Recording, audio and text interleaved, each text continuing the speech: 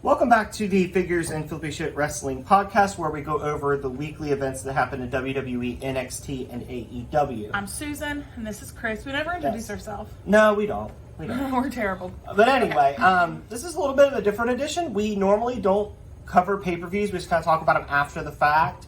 And we normally don't get to cover Collision. Well, we're going to do both today because we're doing it a day late because, honestly, we had a lot to do yesterday. All right, so we're going to start with Money in the Bank. And the first thing I want to say about Money in the Bank is that I had so much fun. It was watching so Money good. in the Bank. That was a great show with a great crowd. I think we both gave it like an A rating. Yeah, it was good. It was fantastic. Yes, it was great. It was right at the level of Money in the Bank 2011 with Punk and Cena. I wasn't watching then. I went back and rewatched that pay-per-view a few months ago while I was working. I was like, "Damn, this is a good show." For the people that are watching that don't know, I just got into wrestling after we got married, so I've only been into wrestling. 6 years. Yeah. Because we started watching right before Mania 33. Yeah, I just love it so much now. It's like it's part of my personality. Yeah. That's what people know me by too. Is like if I'm talking about going on vacation somewhere, they're like, "Oh, you going to a wrestling show?" Yeah, pretty much. And our big vacation of the year is a cruise themed around wrestling. But we're gonna go ahead and break down Money in the Bank first. So the Money in the Bank men's ladder match. I will warn you, there's going to be a lot of disappointed people. LA Knight did not win. There's a lot of spoilers in this too, if you haven't watched. This is spoiler heavy. So if you haven't watched the event yet and you don't want to know spoilers, don't watch this video just yet or listen to this podcast. Or skip to whenever we go over the other stuff. AEW. But we're going to talk about the men's first because that's what opened the show. We're just going to go in order. Yeah, we'll go in the order of the show.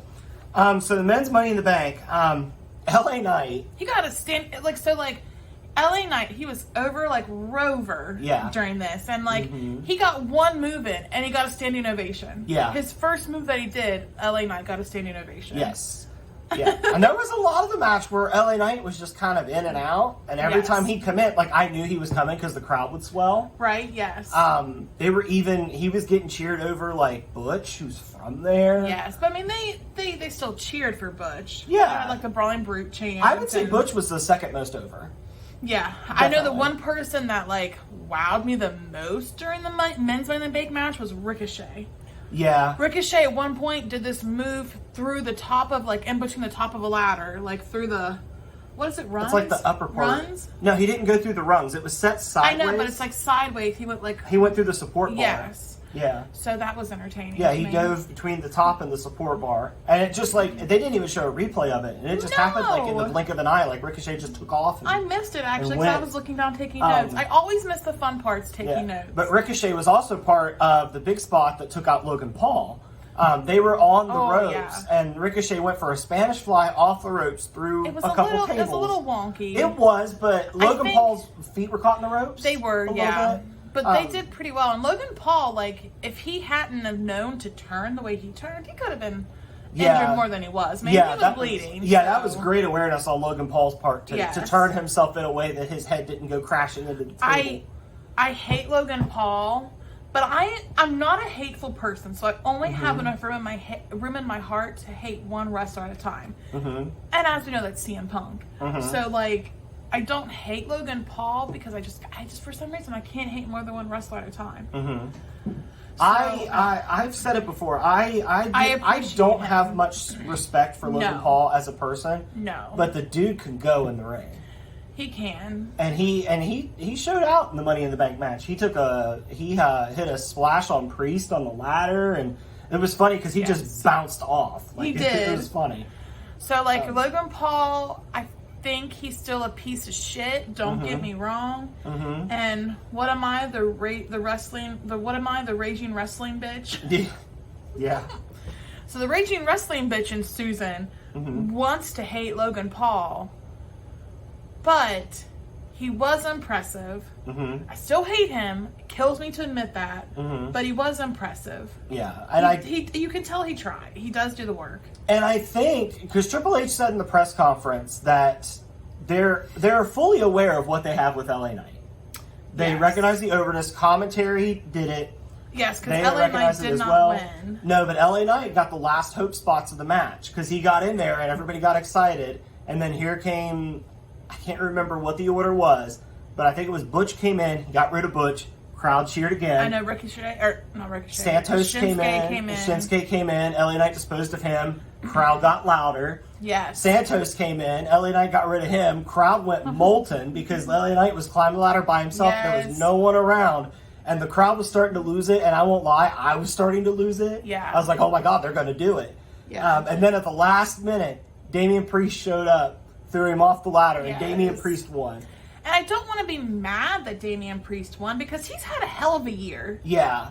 I said on this podcast last week that my hope is LA Knight, but I think Damian Priest is the more interesting choice. Yes. And it already came into kinda play teased later, it. which we'll go over in a little bit. But it already came into play a little bit, so... Yeah. Yeah. But yeah, I think they could have done that a little better when it came into play later, but we'll get to that when we get to it. Yeah.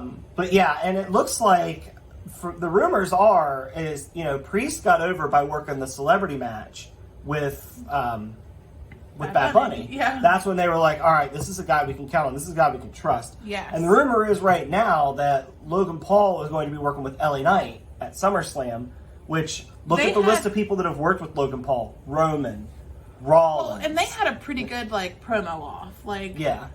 I feel like LA Knight won that promo. LA Knight wins a lot of promos. He survived Bray Wyatt. He did, and came out rosy on the other side. Yes, that doesn't happen. Yeah, and I think, with Triple H in charge, there has been a lot more of rewarding people that have gotten over. So I trust that LA Knight's going to do some special things. Yes, I agree. The only problem is that I think his ceiling, where he's the SmackDown guy, is the U.S. title. I don't know that he'll sniff the world title while he's on SmackDown. No.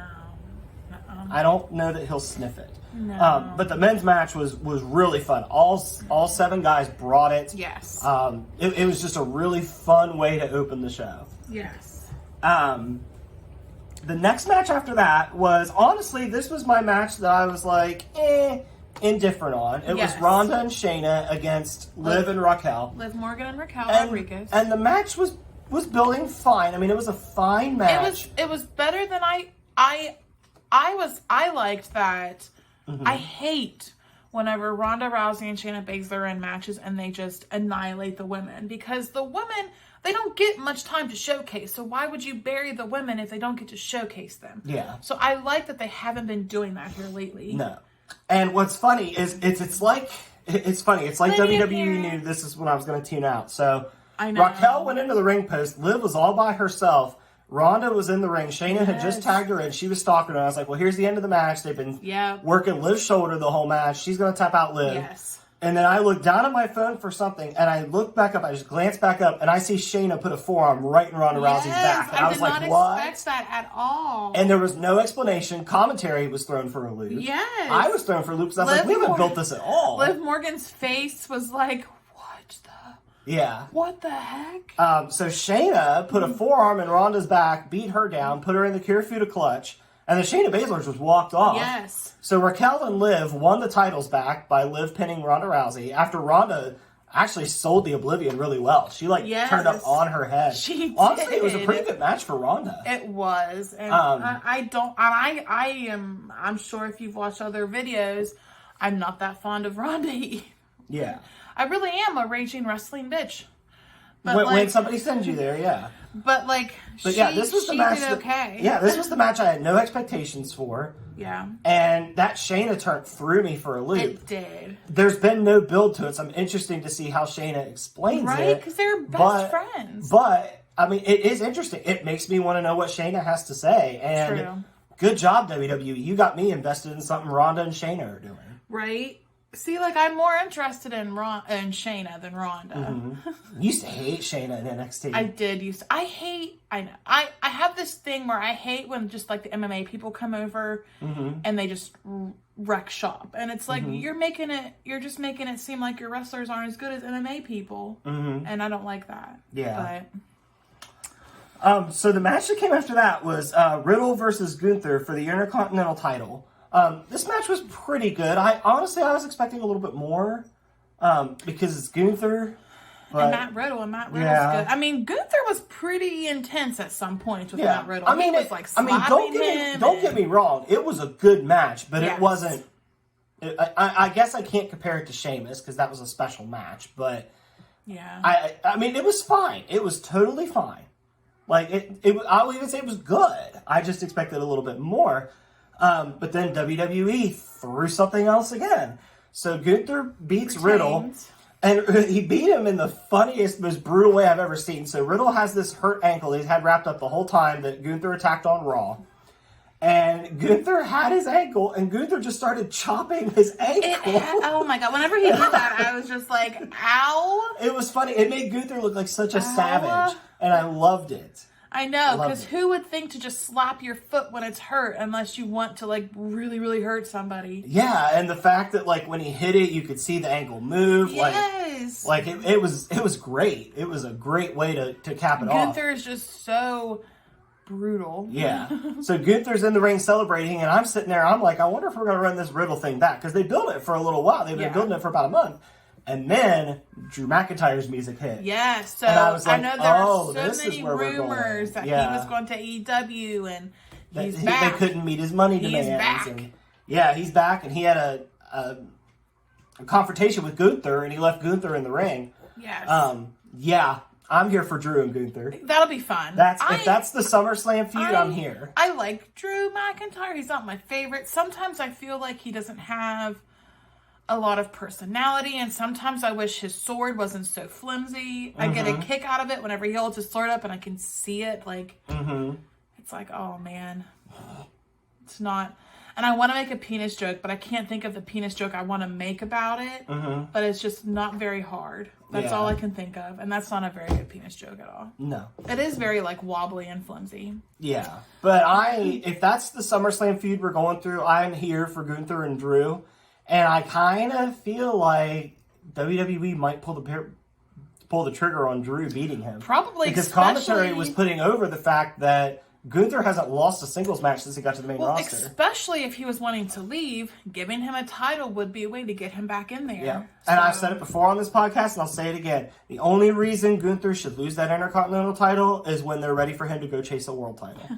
Well, you want Cody Rhodes and Gunther. I do. I want Cody. Which I think that'd be a good fight. I want Cody. Cody's so good at storytelling, and I want Cody to win the title, and I want Gunther to take it off of him. Yeah, that's what I want. Yeah, that's what I want. But the problem is Cody and Gunther on Raw, and the one I want that to happen with is Roman's title, and he's on SmackDown. But I could see Gunther being the one to dethrone Rollins. Yeah, I could see that. Yeah, I could definitely see that. And that match will slap too. Yes. Gunther could be a dream match machine. Yeah. He's built for it. He's good enough for it. He absolutely could be a dream match factory. Absolutely. Yeah. So that was the first half of Money in the Bank. Well, the first little bit over half. So, we're going into the rest of the show being like, man, this has been a blast. What else are we going to see?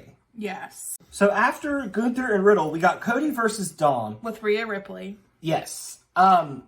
This is the match where nothing really spectacular happened. But the crowd was so fun chanting Cody Rhodes. Well, I mean, there wasn't anything momentous like the Ronda turn or the Shayna turn or Drew. Yeah. Which is funny because it was Cody's match. I figured if there was going to be spectacle in any match, it was going to be Cody's. But no, it was just a fun feud. Dom got beat pretty soundly. Yeah. Rhea didn't really have any she didn't really interfere that much. They need to do something with Rhea, and as much as I like Natty, it's not it because they advertised at Money in the Bank that Natty is getting another shot at Rhea's title on Raw. And we've done a squash and a non-starting match. But I feel like they're doing something though because Natty keeps doing promos like I'm still here. Like I haven't gone anywhere. I'm still here. So I feel like something is going on with Natty.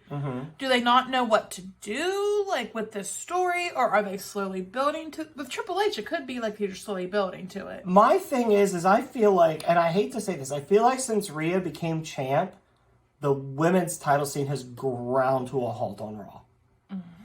And I think it's because they concentrate so much on the stuff she does with Dom, they forget to book her that she's the women's champion. Yeah. And that's really disappointing because Ria could have had programs with all kinds of people. And maybe we were waiting for Money in the Bank to settle. And they do. Her and Becky keep having run-ins. They haven't done anything with you it's yet, just but they one do thing keep that having sucks run-ins. but with that, I just know Becky's gonna win. Probably. And no offense to Becky, but like, she doesn't need it. She's at that level. She doesn't need. She's kind of like Charlotte Flair. They don't need a title to be relevant. Yeah. Like they're already at that level. Yeah, and that's I honestly saw people yesterday making that case for LA Knight as well. He's over now to the point he didn't need the briefcase. He's going to stay. Yes, over. but it would be good validation for him coming from somebody fired because no potential to getting a title. Yeah, that would be good for him. He could still get a title; it just wouldn't be a world title. True. But I'm fine with that because they haven't built him up enough yet to be a world title threat. True. But yeah, Cody beat Dom. You know, it was pretty standard Dom match. Rhea got involved. It was pretty standard Cody match. Cody got fired up and angry. Yeah. It was probably, well, the women's tag was probably the weakest match on the show, but this was the weakest men's match. But I mean, it was fine. It was fine. It served its purpose. They took the guy that's most over on the roster and the guy that's least over, or the guy that has the most heat on the roster, put them together in front of a British crowd. That's an easy decision to make on paper. Yes. But after that was when something else happened. John Cena randomly showed up. Yes. And I didn't see that in the rumor mill anywhere. They did a great job keeping that hush-hush. They really did. And John Cena came out. He hyped up the crowd. He hinted at WrestleMania in London, which we were like, okay, they're going to do the O2 Stadium? Wembley Stadium, but they can't announce it until after AEW's done. Yeah, because I told you, I was like, I bet you they're going to put WrestleMania in Wembley so they could say they sold it out faster than AEW Which did. isn't really a fair comparison because you put WrestleMania up against any show and it's most likely going to sell better. Yeah. Because it's WrestleMania. Yeah, and plus I don't think AEW cares. I don't think they're out to compete. I think they might be competing, but... Maybe, but if they're doing it more passively. But, yeah, AEW or WWE re-released or booked, like marked down their wrestling game the same day AEW's came out. Yeah, and it's now they're advertising it as the highest. It was the highest rated 2K game. Now they advertise it as the highest rated wrestling game available. Which really isn't a fair comparison either because AEW's game isn't, just look at it, it's not meant to compete with the 2K games. No, it's an arcade classic style. Yes, it's a completely different style than 2K. It is, so I don't think that that's really something you should be boasting at WWE because it doesn't even relate, it's not even the same thing. Yeah. I'm gonna be honest, WWE, of course the 2K game's gonna win. Yeah. And being the best. Yeah. So I don't know. But you keep doing you, WWE. Yeah. But anyway, Cena was out there hyping up WrestleMania in London, and then Grayson Waller came out. Yes. And Grayson Waller came out, and Grayson Waller held his own pretty well. He did, yeah. Because they gave him an impossible task. They sent John Cena out there to get the crowd riled up, to drop the nugget that there could be a WrestleMania in London, and then they sent Grayson Waller out. And Grayson Waller was like, no, let's have this in Australia. Yeah. Where he's from. And, yeah. So, kudos to Grayson Waller, because they sent him out in a no-win situation. I just love Grayson Waller. Yeah, they sent him out. He's so good on the mic. Yeah, they sent him out in a no-win situation, and he capitalized on it. But no, that was a really fun segment. The crowd was pretty invested. Yes.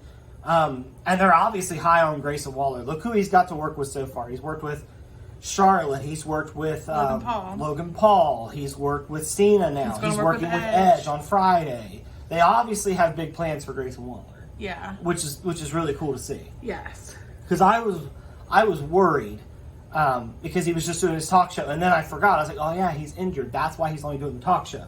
Well, he's not injured anymore because Grayson Waller attacked John Cena when Cena had his back turned. Yes. And then he started doing his lunges to show that his foot was fine. Yes, and then the lunges got him. Yeah. John Cena took over, but still. Yeah. But yeah, it definitely seems like there's good things in store for Grayson Waller. It'd be fun if he's working with Cena, but I don't know how many matches Cena has left. Yeah. Because I know there was a story that went around that Cody asked for a match. And Cena was like, I don't know how many I have left. You know, and I kind of want to put over the younger people, but yeah. So we'll see. Cody and Cena would be fun, but I just don't know. If John Cena did say that, kudos to John Cena. Like, I'd rather put over the younger talent. Yeah, but that's all conjecture. I don't know that anything was ever confirmed. Yeah. But yeah. Well, next though was the women's Money in the Bank match, and the women's Money in the Bank match was just as good as the men's, if not a little better. It was, and the women's, so like the men's was more flashy moves and all the like brutalness. The women's Money in the Bank match was more creative. Like, they got more creative. It wasn't as brutal, but the things they did was a lot more creative. Yeah, and the finish was hella creative too. I loved the finish. The finish was hella creative. Yes. So we'll just kind of go through some of the crazy stuff that happened. Okay, the first one I have noted was Zelina Vega literally uses Trish's body. So they're like, they had two ladders up beside each other. Zelina Vega, she's just a short shit. So she literally used Trish Stratus's body to build a bridge between the two ladders and just jumped over to get to, I thought that was a cool spot. That was cool. Io did a moonsault off the top of the ladder onto all the women except for Trish Stratus, and she landed it pretty perfectly, I thought. Yeah, and kudos to Trish. Trish took some nasty bumps in this match. Yes, Trish was thrown on her back onto a ladder by Becky Lynch, and she's kind of like sprawled out.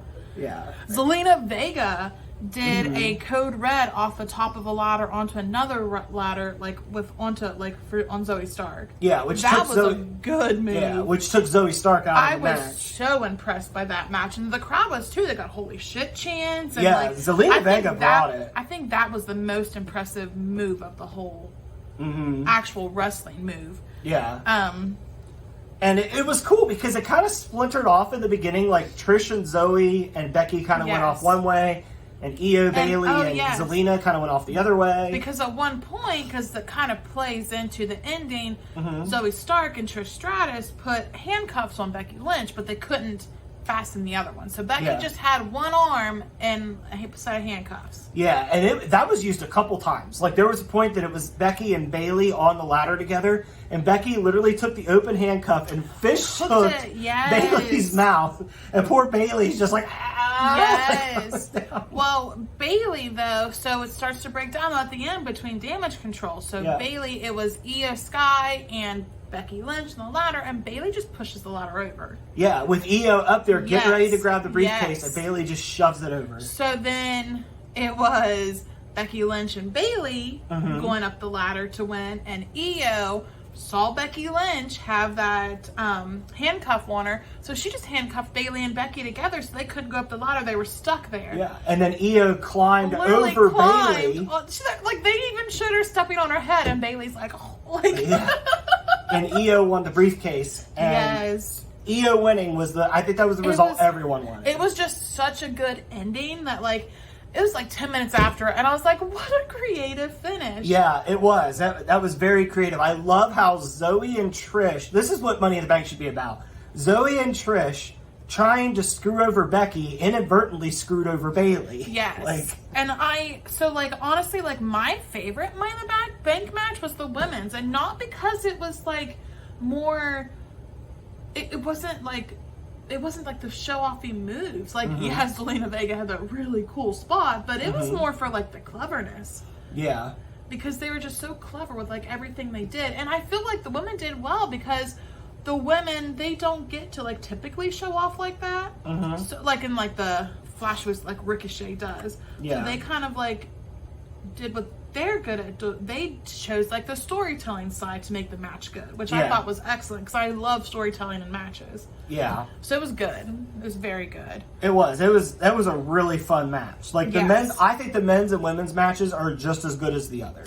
Yes. I prefer the women's match just because I love women's wrestling, and it I don't know, I just loved the finish. Yeah, it was very creative, very well executed. And it was funny because I told you earlier, you didn't realize this, when Zoe first got the handcuffs, she couldn't get the other one to open. Well, I saw she was trying to rip something. Yeah, and she went to Trish and she was like, I can't get it open. And she had Trish attack Becky while she had it she went off camera to get it open. Yeah. And then it dawned on me after the match. I was like, oh my God, no wonder Zoe started panic. That was the finish. That was like a big play in the whole thing. Yeah, so. I would have panicked too. I'd have been like, oh shit, Trish. Oh man, I'm going to mess this up. I can't get it open. I too would have forsaken the camera and gone to Trish and been like, Trish, pull it open. Like, but no, it ended up playing into the finish. But no, the women's match was a ton of fun.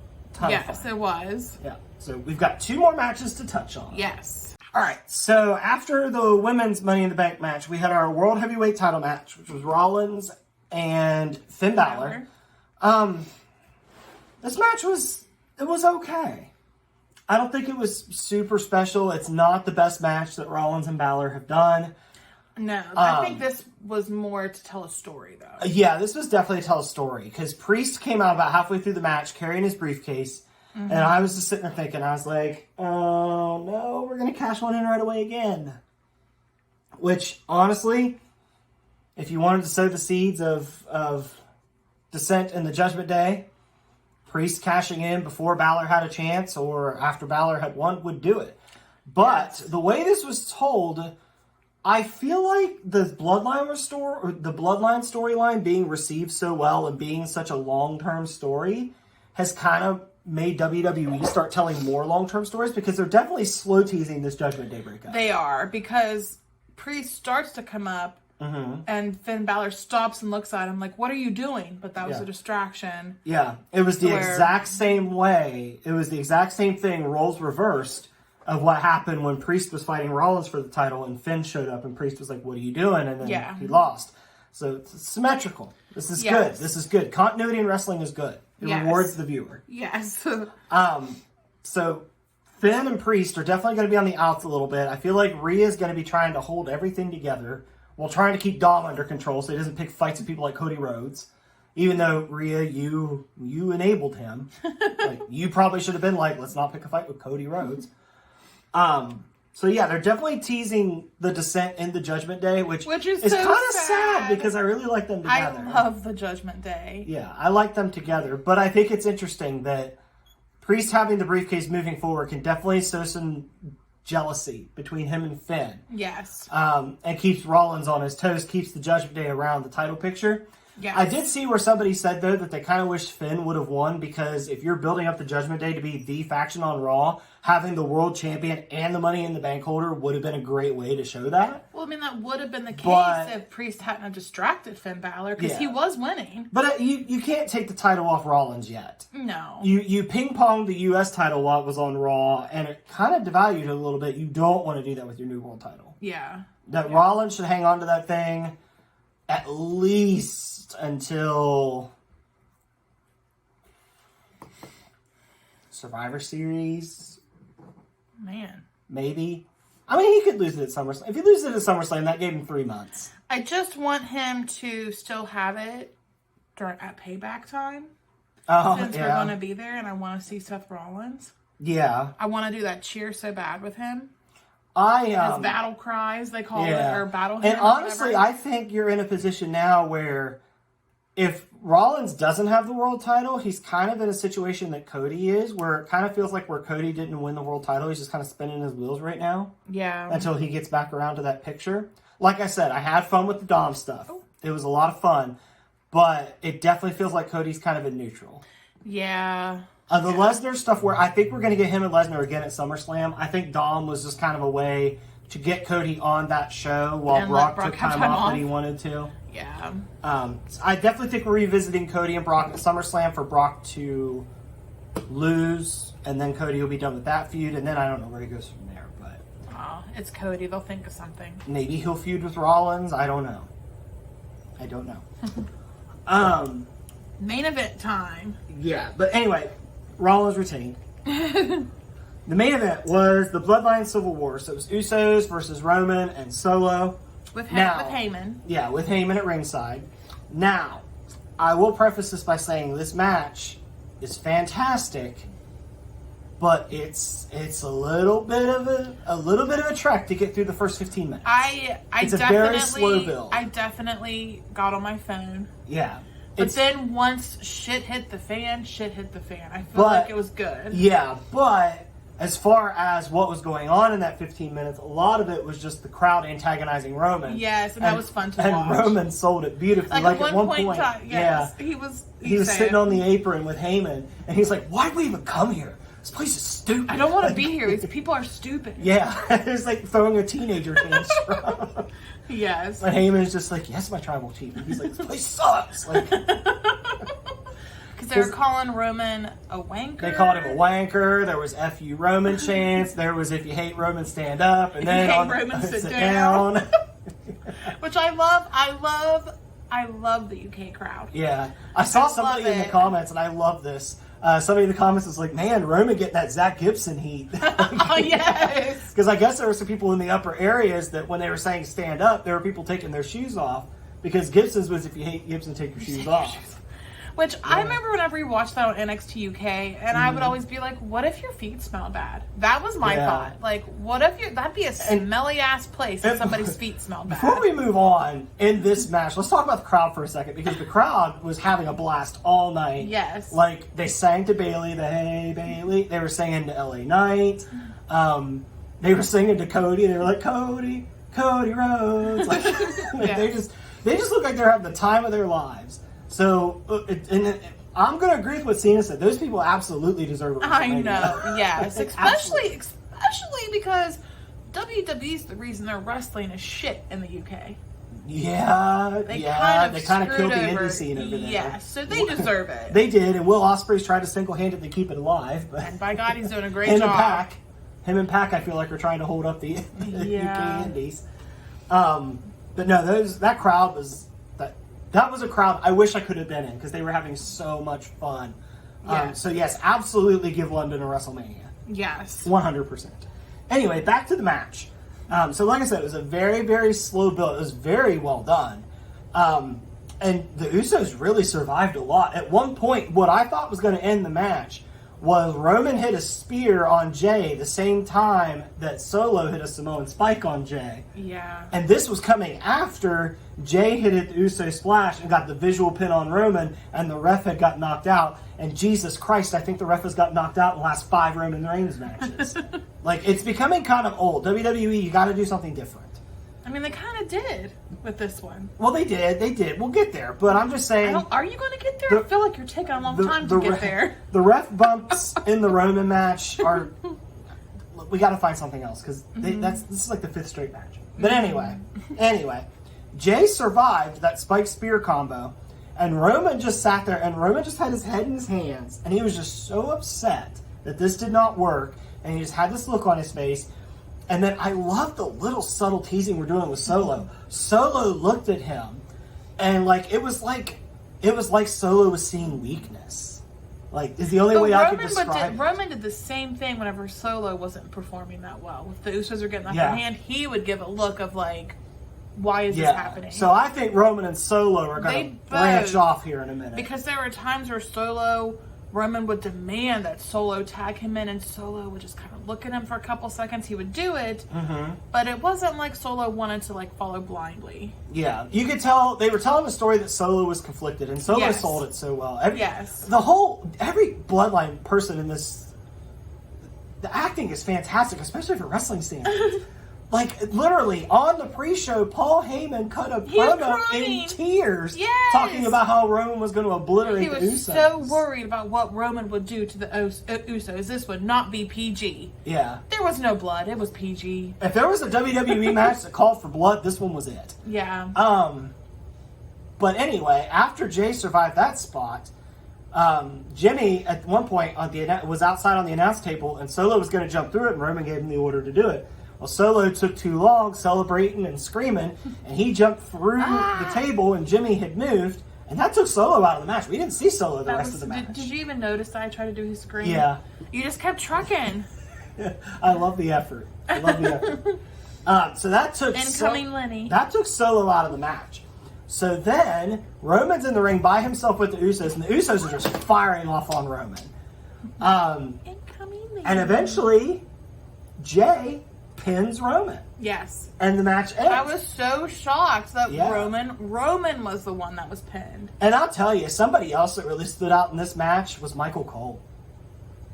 I tune out the commentators a lot. Man, you're doing Michael Cole a disservice these days. Yeah, but sometimes commentators just aren't that great. No, but Michael Cole was great in this match. Like, he was, like, losing his mind. Yeah. Like, when Jay pinned Roman and he yelled, like, do you believe in miracles? I was like, there you go. That works. I mean, that's literally something Al Michaels said when the American team beat the Russian hockey team in the Olympics, but it still works. And Michael Cole, I think, totally stroked out when Jay pinned Roman. They were talking about how it's the first time in 3 years. And Roman, of course, on the outside, Roman was incensed. Like, I'm waiting for Roman to take another break till closer to SummerSlam just to process everything that happened. Oh, yeah. But what I thought was interesting was before that match, they interviewed KO and Sammy in the skybox. Yeah. But then after Roman got pinned, they never cut to Kevin or Sammy to show their reactions or something. Like, I was waiting for them to, like, cut to Sammy and Sammy to have, like, a proud look on his face. Like, but they didn't do that. I thought that was an interesting choice, especially since they teased them talking about it before. Yeah. But yeah, overall, Money in the Bank was a ton of fun. Yes. Definitely take the time to check it out.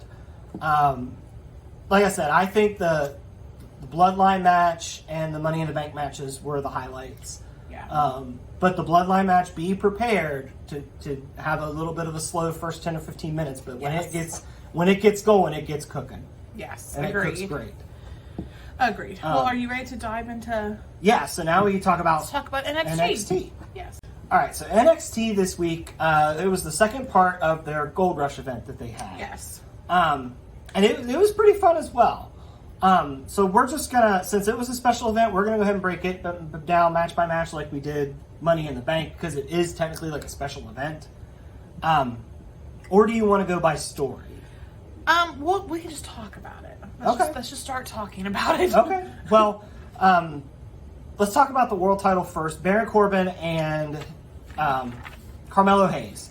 That was the best match Corbin's had in a long time. Mm-hmm. That was really good on Corbin's part. And Corbin brought back the Lone Wolf. Mm-hmm. He had his End of Days gear. He had his original entrance music. So it definitely seems like they're putting Corbin back to what was working for him before. Yeah. But overall, it was a really good match. Carmelo won. I questioned it for a little bit. I kind of wondered if they were going to have Baron Corbin beat him. Yeah. Especially since he lost to Finn Balor on Raw. But he had a good showing. So definitely, like, Carmelo Hayes and Braun Breaker had mixed it up with the main roster. So I'm not sure if this is something specifically designed for those two to kind of gauge how they'd be on the main roster, or if this is something we're going to see moving forward where main roster and NXT are going to interact a lot more. I mean, that what's her name? Lyra Valkyria? Yeah, she was hanging out with Sheamus. Yeah. On the live shows. Yeah, that's true. That's very true. So yeah, that will be interesting to see what happens. Mm-hmm. After that match, speaking of Braun Breaker, the match had ended. I thought the show was over, and then we cut to Shawn Michaels' office, and there's yelling, and then out storms out Braun Breaker. So I'm interested to see what's going to happen next with Braun Breaker, because this heel character that Braun Breaker is doing is really clicking for me. Mm-hmm. I really like Braun Breaker as a heel. Yeah. I think it's helped him develop more personality, because I know you said that you felt that he was boring as a babyface. Yes. So that's pretty good.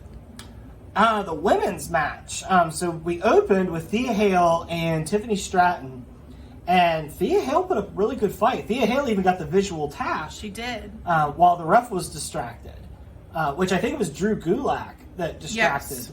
And then Charlie Dempsey tried to cheat, and Thea Hale got upset by that. Yes. She didn't want to cheat. She's like, "What are you doing?" Yes. So then Tiffany Stratton beat her, and Thea Hale was so upset. Yeah. And Duke Hudson was yelling at Drew Gulak and Charlie Dempsey. So then they attacked Drew Hudson, and then Andre Chase came back for the save. So Chase, which is so ironic because he never made the save when he was there before. He always lost the matches. Well, I mean, he's been away, so he's probably building up. But yeah, so it seems like Chase U is reunited, but I do wonder if we're going to still sow some seeds of dissension between Duke and Andre. I hope we don't abandon that, because that was interesting to me, so I hope we don't abandon it. Yeah. But we'll see how it plays out. Yeah. For the tag titles, we had Edris Enofe and Malik Blade against Gallus for their tag team championship. Stax came out and helped Gallus. Yes. Which was interesting. Because at first it looked like he accidentally hit, it was either Enofe or Blade, I'm not sure which. But then it was made pretty clear that he was helping out Gallus. Yes. And then later in the show, Joe Coffey went to see Tony D'Angelo. Yeah. And he had a freaking recording of Stax talking about how, like, he sold him out, how he was in charge now. And didn't I say on this podcast I wouldn't be surprised if Stax turned on him? Yeah, well, he did. Yeah. He did. I tell you, between that and me calling that Priest was a more interesting story than Money in the Bank, I'm becoming a prophet. Oh, gosh. But, no, it'll be interesting to see what happens. I like Tony D'Angelo and Stax, so I'm kind of sad to watch them break up, but at the same time, this could be a really good launching point for Stax. It could, yeah. And I'm excited to see what they do, because I like Stax. I think Stax is good. Yeah. We also had a NXT Heritage Cup Championship match between Nathan Frazier and Dragon Lee. And this match was really good, too.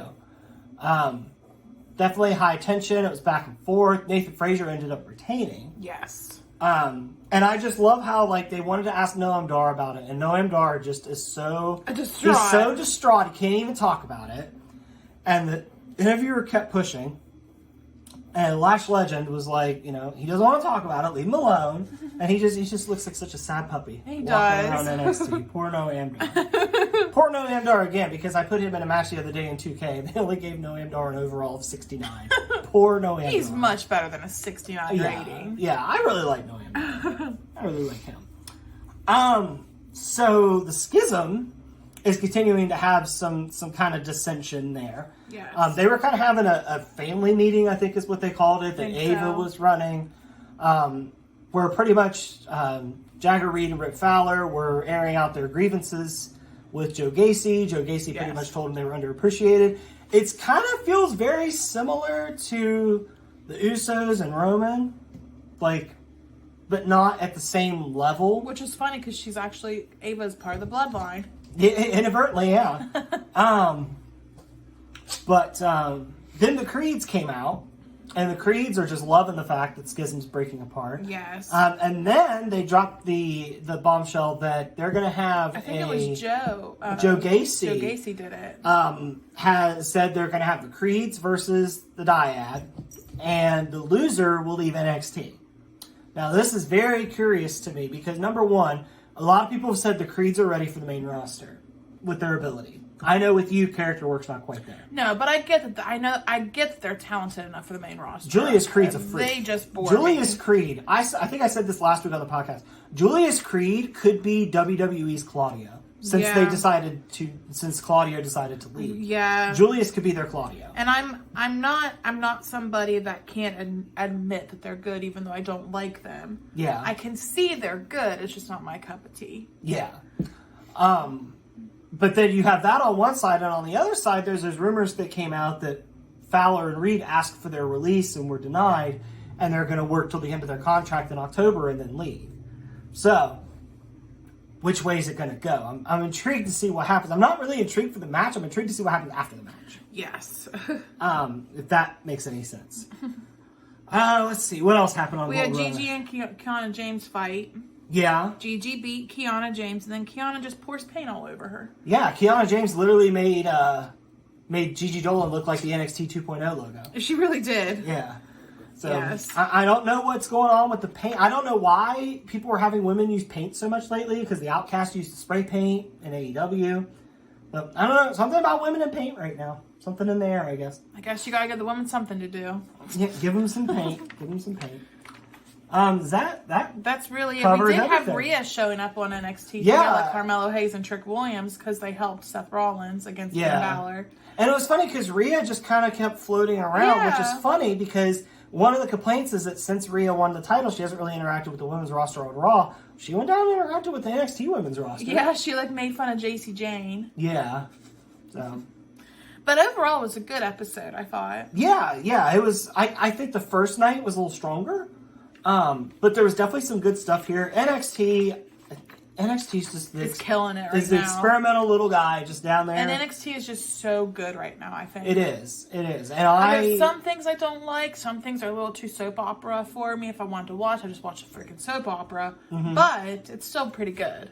It gives me a variety, and I like variety. Yeah, NXT is definitely the place to go if you want to see a bunch of random shit and see if you can pick out in it what you like. Yes. It's kind of like, NXT's kind of, and I don't, how do I put this? NXT's kind of a grab bag. Like, you go in, you're going to get all kinds of good stuff. You're going to get long-term stories. You're going to get silly. You're going to get dramatic. You're going to get over the top. NXT's just really clicking right now. And it's funny, it's not black and gold NXT, but I feel like current NXT has found its own identity outside of black and gold. Yeah. That helps it stand out as being something different and something good. You know, black and gold was essentially an indie super show most weeks. They just got the biggest indie guys, brought them in, let them do what they do. Yeah. Current NXT is more developmental, and it's fun to watch these people grow and to see what happens with them. Yes. And kind of build them to the main roster. And now with the consistency that Triple H is trying for between NXT and the main roster, you know, you're not going to appreciate a guy on NXT. They're going to come to the main roster and be completely different. It's going to be still pretty. Yeah. And I think Ciampa proved that by coming back as, you know, NXT Ciampa. LA Knight is LA Knight, not Max Dupree. Like, we're putting things back. Yeah. We're fixing Baron Corbin. Yeah. So yeah, lots of good stuff for WWE. Oh, we had Dana Brooke still there. She was talking. She was like injured, and then this girl came up to her and wanted to get pointers from Dana Brooke. And no disrespect to Dana Brooke, but that would not be my first choice to go to get pointers to succeed. Yeah, I'm always wondering how Dana Brooke is not getting cut whenever there's roster cuts. and I think it's just because she works so hard. And good for her, but. I won't say anything too mean, but yes. Okay. Well, are you ready to move on to AEW talk then? I think so, yeah. And I think WWE had a good week because their weekly shows leading up to Money in the Bank were okay too, but Money in the Bank knocked it out of the park. It did. Absolutely. All right, so for AEW this week, AEW had a pretty decent week as well. And like I said at the beginning of the show, we're actually going to get to cover Collision today. Normally we mention Collision as an afterthought because Collision comes on literally the night that we do the podcast for the whole previous week. So there will be some Collision talk today. But the first story we'll break down definitely seems to be the one that is AEW's biggest story right now, and that's the Elite and Blackpool Combat Club. And there's not a lot of moving parts this week. So Eddie Kingston, the show opened with Moxley wrestling Tomohiro Ishii, which ended up being a really good match. Yes. Really physical. Yeah. Eddie Kingston came out to be in Ishii's corner because Moxley had Yuta and Claudio. And it was funny, while this whole match was going on, like, Eddie Kingston and Claudio just did not break eye contact with each other on the outside. And Especially Claudio. Yeah, nobody interfered. No. Like, the match ended cleanly. Mox won with Death Rider. Yeah. And it was really good. And Eddie Kingston was just telling Moxley, you know, you don't need those guys. And Eddie Kingston and Moxley are going at it. And I definitely feel like that's kind of where we're going to branch off, is I feel like once the Elite and Blackpool Combat Club wraps up, we're going to kind of pivot to Eddie in the Blackpool Combat Club. Yeah. Which I'm fine with, because he's got beef with everybody over there. Because Eddie Kingston, I feel like, has beef with everybody. Well, listen. Things getting so bad with Eddie and Moxley, though, that the wife had to get involved. And when the wife get involved, you done messed up. Yeah, because normally Renee, like, just does her interviews and everything. But we went backstage after that match, and Moxley's there with Renee, and they're just talking, and she's like, what is going on? Like, she's upset. Yes. And Eddie walks up, and then she gets pissed off all over again. And she tells Eddie, she's like, I don't know what's going on, but you need to fix it. Yeah, so you done made wifey mad. Mm-hmm. It's not a happy house if wife is mad. No. So, way to go, guys. You messed up. You pissed off Renee Paquette. Yeah. But anyway, moving forward, the Elite came out later.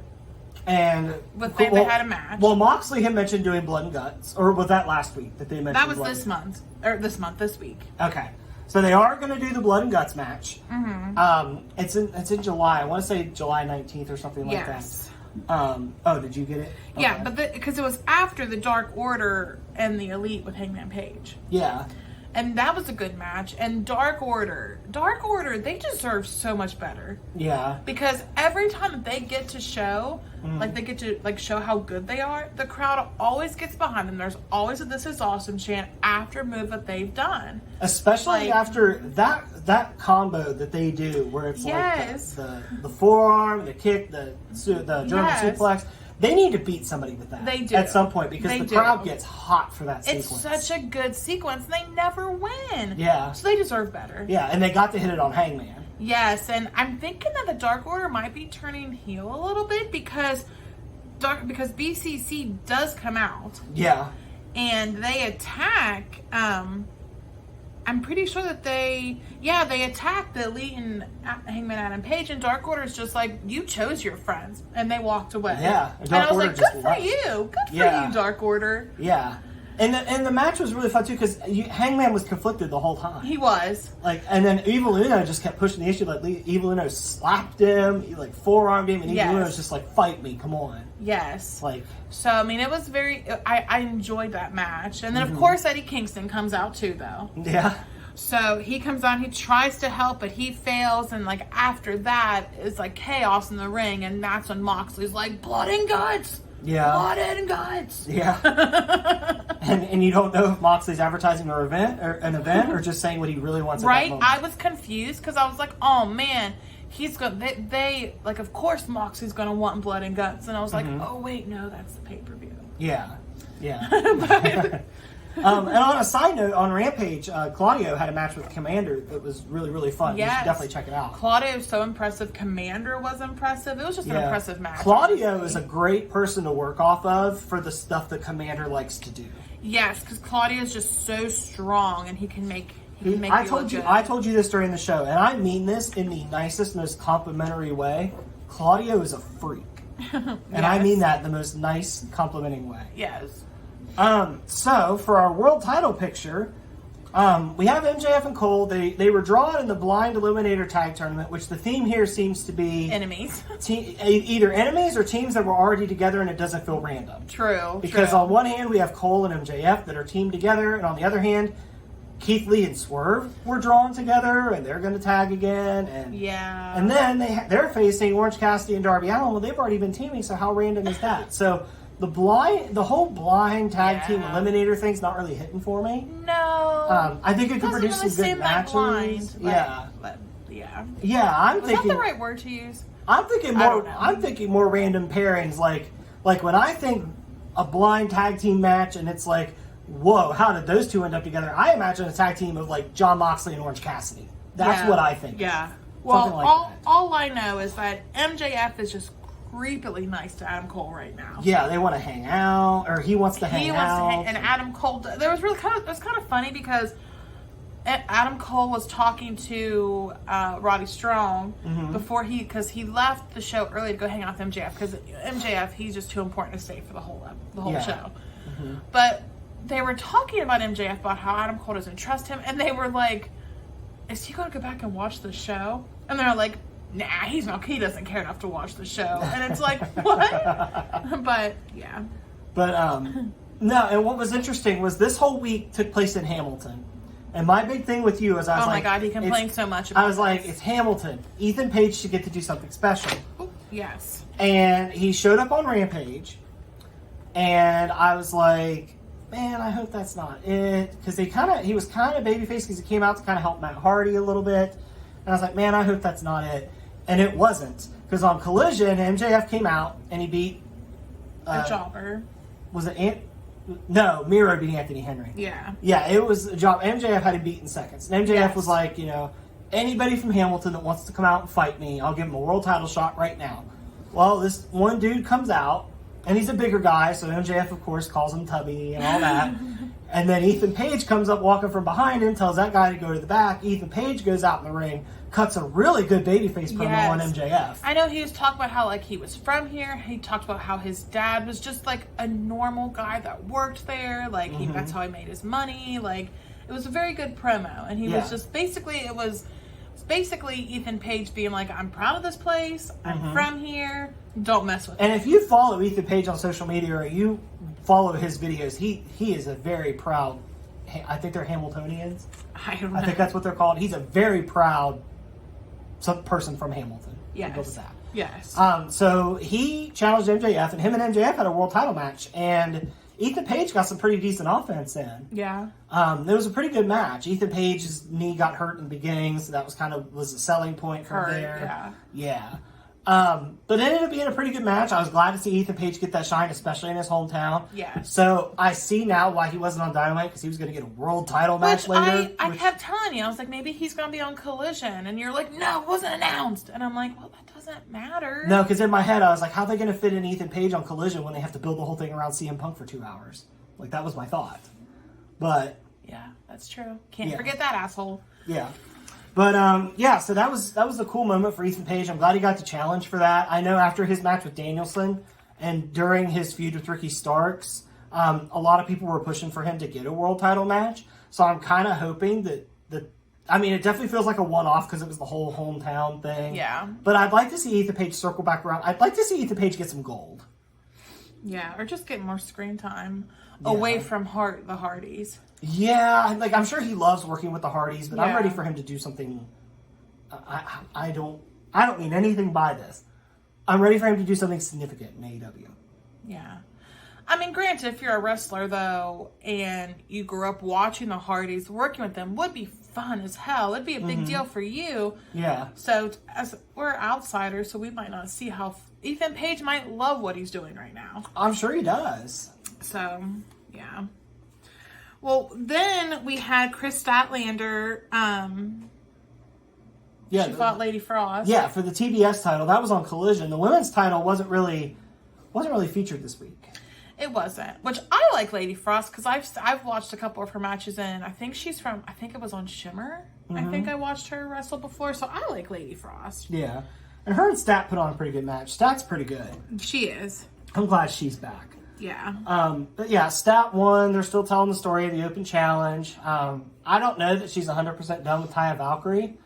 Yeah. But Taya Valkyrie's starting to kind of get that reputation of not being able to win the big one. No, yeah. So. Which kind of sucks for her because she's a damn good wrestler. So, like, I don't want to take that away from her, but she's not being booked the greatest. She only beats jobbers. I mean, she is a heel now. Yeah. It wouldn't surprise me if she circled back around to Stat and kind of took that title. I could see them even having her join the Outcasts or something like that. Yeah. But she's not former WWE. She was in NXT for like a week or something like that. Was it really only a week? It wasn't very long. It was like a cup of coffee, essentially. The TNT title, which definitely seems like it's going to be featured on Collision. Because I don't think there was anything on Dynamite about it. But basically, the TNT title on Collision. So Christian was cutting a promo with Luchasaurus. Christian had the title, and the woman that was interviewing him did ask, like, why are you carrying the title? You're not the champ. And he just said he was, basically. Yeah. Yeah. And then Shawn Spears came up. Which I'm very happy Shawn Spears is back. I like Shawn Spears. So he came up and he was like, I want to talk to the champ. And of course, Christian stepped in front of Luchasaurus and he's like, you're talking to the champ. What do you want to say? And Shawn Spears was even like, Luchasaurus, do you see what's going on here? Like, he's literally taking your title. Yeah. Like, but it's just that hold that Christian has over people. Yes. Which, his influence obviously extended to Jungle Boy. I mean, is Luchasaurus even able to talk? He's a dinosaur. He growled, I think, at Shawn Spears. He at the end of the did. promo. He did. Used to talk. Did he? He used on to the be, Indies? remember, he used to be intelligent. That was his thing. He was an intelligent dinosaur. Maybe Christian will drive him to talk again. I don't know, man. I don't know. I don't know. If Christian's out there talking, just let him talk. I Whatever know. he's going to say is going to entertain the hell out of me. I know. We were in Charleston, West Virginia for a pay-per-view. Or not a pay-per-view. I have pay-per-view in my May. It was the Dynamite that Kenny came back. Yeah. Yeah. And Christian just, oh my God, he's so good at being that mean heel, and I love it. He doesn't go as, well, actually, no, he does go as far as MJF, just kidding. He hasn't told anybody yet that he wished their family was dead. I feel like that was the peak, was when Christian told Jungle Boy that but now he's sorry his whole family wasn't dead. But now since he said that, I never know what he's going to say, so I'm always just like anticipating what he's going to say. Yeah. And I see that countdown come down, and I'm like, Hell yes. Yeah. Okay, so speaking of Collision, we're definitely building something with FTR, And Juice Bullet. Robinson and Jay White, Bullet Club Gold. The Guns are officially members of Bullet Club Gold. Yes.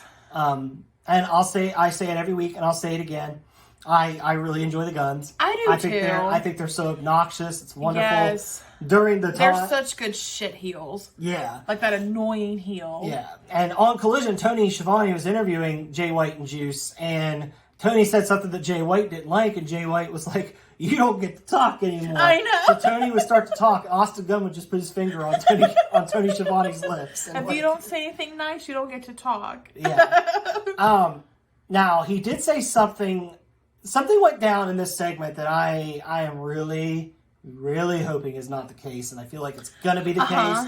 Yeah. Jay White alluded to the fact that CM Punk is carrying an AEW World Championship in his bag.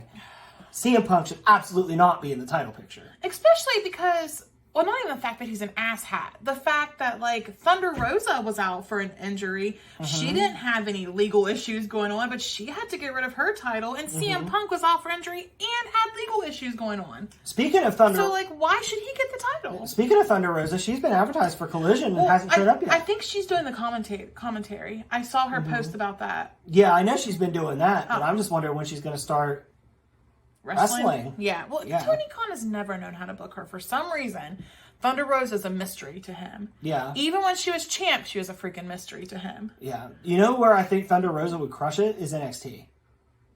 Maybe. She's a little older, though.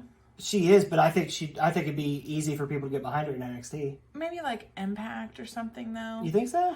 Yeah, I just like to see him do something with Thunder Rosa. Yeah, but back to, like, CM Punk, Yeah, though. I hope it's not a title. Because he's been calling out MJF. It's CM Punk. He gets whatever. It's like the sun shines out of his asshole. But I won't go another rant about how much I despise that human being. Well, but we're not even done with him. I know. But yeah, I hope that's not where they're going. If it is, I hope MJF beats him, I do takes too. that title, and MJF just unifies it and we move on. I just don't think it's fair. If you just think of it as, like, for the women's title. Like, how is that fair? The women were pissed that Thunder Rosa still had a title. The fact that it's in a bag and he hasn't just pulled it out and shown it kind of makes me think that maybe there's some kind of ruse going on there with it. I don't know. Or maybe he has the original title because MJF has his with the Burberry strap. So maybe he found the original one. I don't know. But I hope the direction is not for MJF to be champion of the company or not MJF. I want MJF to stay champion. I hope the end game isn't CM Punk, because if CM Punk can't even go on Dynamite without pissing people off, he's not going to be able to carry your company. And honestly, and if you were MJF too, I'd be pissed because MJF came back. His big return was around the time that the Elite and CM Punk bullshit was happening. Well, I think the original plan before MJF went on the Great Bomb was because MJF came out after Punk beat Moxley at All Out. MJF came out and cut a promo spelling doom for Punk. So I think MJF was originally supposed to beat Punk for that title anyway. Right. To kickstart this run. Right. But my thing, though, is that CM Punk and the Elite, not just CM Punk, all of that bullshit that went down kind of took away from MJF's spotlight. Yeah. His big return, that was a big return. Like, he was gone forever. Like, what? Like, it was a big deal when he came back. Yeah. They did drama, so much to sell it, too. Like, took him off the roster page and everything else. And then all that drama kind of took away from that. So then if I was MJF, and I'd be like, you were already one of the reasons why my big return was, like, not a big deal. So I'd be pissed if CM Punk came back and still got to keep the title. Yeah. And, like, I don't know. I would just be pissed. I mean, maybe, we both know, we've watched enough to know that if Tony Khan has his mindset on something happening, he'll sit there and wait for injuries and bullshit to clear up so he can run what he wants to run. Yeah. So maybe we still are going to do MJF and Punk, and MJF will win, and we'll just carry on like we're going to. And that honestly could be the case. He was well behaved this week on Collision. He's still a piece of shit and an asshole, but he was well behaved. Speaking of Punk, he is part of the Owen Hart tournament, which Collision had 3 matches for this week. Yes. So we had Rhodes versus Hobbs. I like Dustin Rhodes. I really don't think that match should have been as competitive as it was. If you want to put Hobbs over as a monster, you can't have him need QT Marshall to beat 50-year-old Dustin Rhodes. I disagree. I think that Dustin Rhodes I think that he doesn't give enough credit for what he's done. Mm-hmm. Dustin Rhodes is a hell of a person to be. He literally, in the wrestling industry, dressed up as, basically he dressed up in drag. Mm-hmm. And he got over in WWE wrestling in, the 80s? When did he 90s. wrestle? In the 90s. And he wrestled in the 90s, like, the 2000s, and the 20s. I think that if he can endure that time and be that person, he definitely deserves everything he can get now in his life. Yeah, but if you're building Hobbs as a monster... But are they really building Hobbs as a monster, though? Are they really doing that? Because it doesn't seem like they are. Because his matches are too even and he loses too much? Yes. Okay. So, I think that Dustin Rhodes deserves more credit for that. Do you think Dustin Rhodes needed to bleed in that match? Yes! If the man wants to bleed, let him bleed.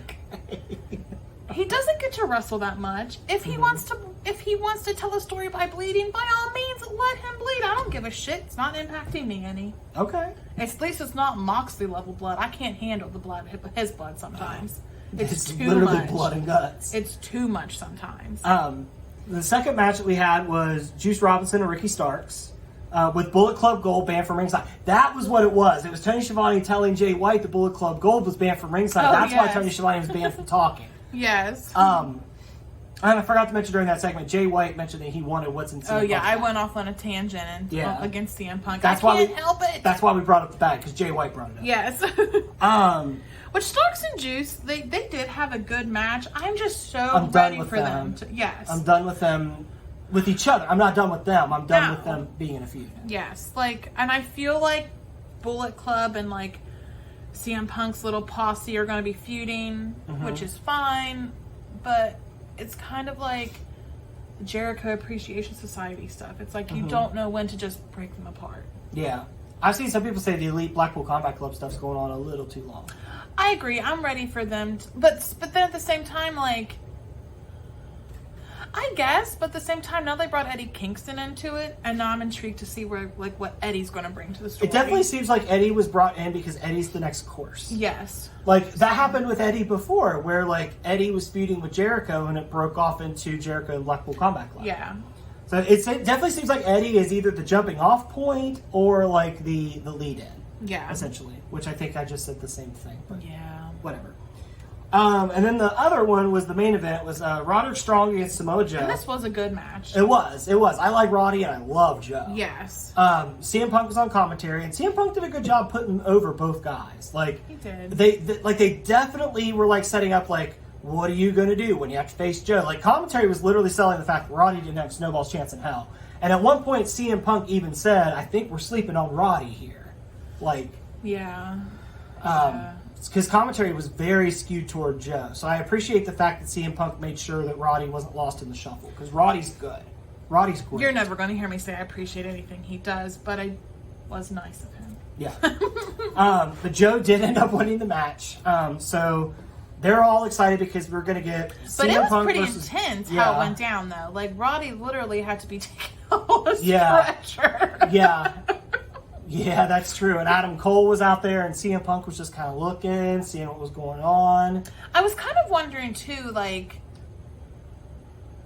see, I like to know behind the scenes. I want to know what Adam Cole thinks of Punk, because he's friends with the Elite, or with the Bucks. I was kind of wondering when Adam Cole got out there, I was kind of waiting for Cole and Punk to interact, because Cole has that connection right now with MJF, and Punk has called out MJF. Oh, yeah, So I was kind of expecting something to happen there, and when it didn't, I was surprised.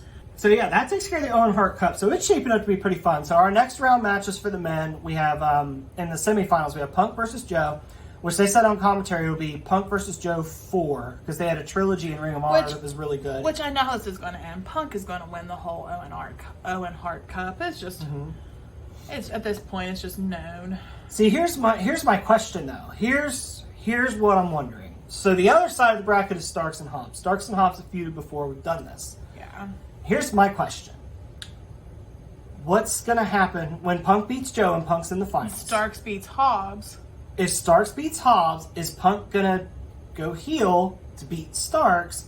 Or are they going to book Punk as the overcoming babyface to beat Hobbs? Oh, God. I hope he just goes heel. Like, let's not act like he's this great person. Like, I feel like even if you love Punk, you have to know that he's not a good person. So let's not book him to be that great, triumphant person. Well, here's the thing, too, is there were some seeds sown during that backstage promo that Punk cut with FTR and Ricky Starks, which I don't even think I said the result of that. We're getting FTR and Bullet Club Gold next week on Collision.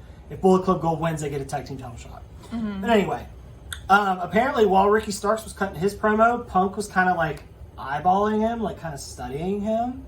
So people were wondering, like, maybe if Punk's planting the seeds, like, if Starks is in the finals, I'm going to have to fuck this guy up. Really? I didn't get that vibe at all. I thought that To be fair, during that backstage promo, were you actively trying to avoid looking at CM Punk? No. Okay. I was actually going to say something nice about Punk. I was going to say I didn't get that vibe at all. I thought that Punk was kind of taking Ricky Starks under his wing. Okay. That's how I took it. Okay. That makes sense, though. So I'm interested to see what happens there. I think Punk's winning the whole thing. I just wonder if he's going to win it as the conquering babyface or the slimy heel that turns on Ricky Starks. I hope he's a slimy heel because I think that more accurately represents him. I honestly think Punk is probably more comfortable being a heel, too. He seems more comfortable as a heel. I think it would make more sense for him right now just because of the response he gets. Yeah, outside of Chicago. No way you can have him be a babyface right now because that response. Like, yes, he gets the CM Punk chance, but he gets booed. It's a lot. He's kind of become AEW's John Cena from the 2000s. Yeah. Half the crowd loves him, half the crowd hates him. Right, and it's kind of fun. It's so, if you know your wrestling history, it's so funny that CM Punk ended up being the John Cena of a company. Yeah. So we're just going to wrap up a couple more things because I feel like this video has gone kind of long. Jungle Boy cut a heel promo this week. It was pretty good. It was his first one. But you have to take into account, he's very shy. Mm-hmm. So for, like, knowing how shy he is and how, like, awkward he is, I thought that was pretty good.